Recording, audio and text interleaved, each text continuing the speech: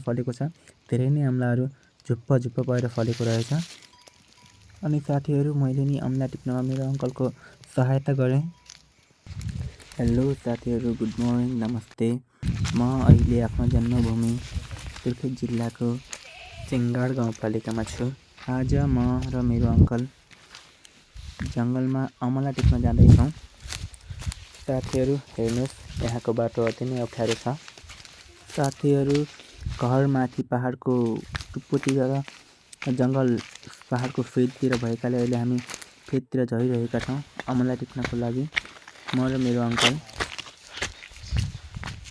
मेरो अङ्कल मभन्दा धेरै अगाडि पुगिसक्नु भएको छ। मेरो अङ्कल अमलाको बोटतिर पुगिसक्नु भएको छ। म भने धेरै पछि छु। साथीहरू, फाइनल्ली म पनि अमलाको बोटतिर पुगिसकेको छु। यो अमलाको बोटमा त्यति धेरै अमला त फलेको छैन भने यो अमलाको बोटमा भने लट्रम्मै अमलाहरू फलेको रहेछ। साथीहरू, मेरो अङ्कलले ढिला नगरिकन अमला टिप्न थालिसक्नु भएको छ। म भने भिडियो बनाउनमा बिजी छु। साथीहरू, यहाँ त असाध्यै लट्रम्मै अमला फलेको छ। धेरै नै अमलाहरू झुप्प झुप्प भएर फलेको रहेछ। अनि साथीहरू, मैले नि अमला टिप्नमा मेरो अङ्कलको सहायता गरेँ।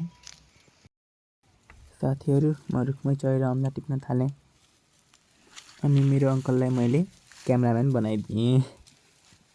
रुखको मुनि त्यहाँको बाख्राहरू पनि आएर अमला खाइरहेका थिए।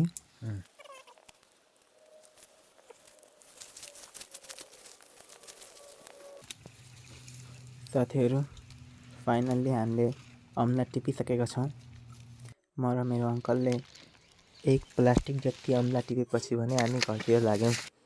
साथीहरू, अघि भने ओह्रालो झर्दाखेरि चाहिँ त्यति गाह्रो भएको थिएन।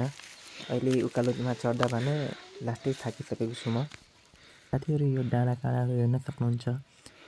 यो जङ्गलले यो डाँडाकाँडालाई अति सुन्दर देखाएको छ। साथीहरू, उकालो चढ्दा चढ्दै म अहिले धेरै थाकिसकेको छु। ल हस् त, आजलाई यति। अर्को भिडियोमा भेटौँला। ल, यो भिडियोलाई लाइक र सब्सक्राइब गर्न नबिर्सिनु होला। By by.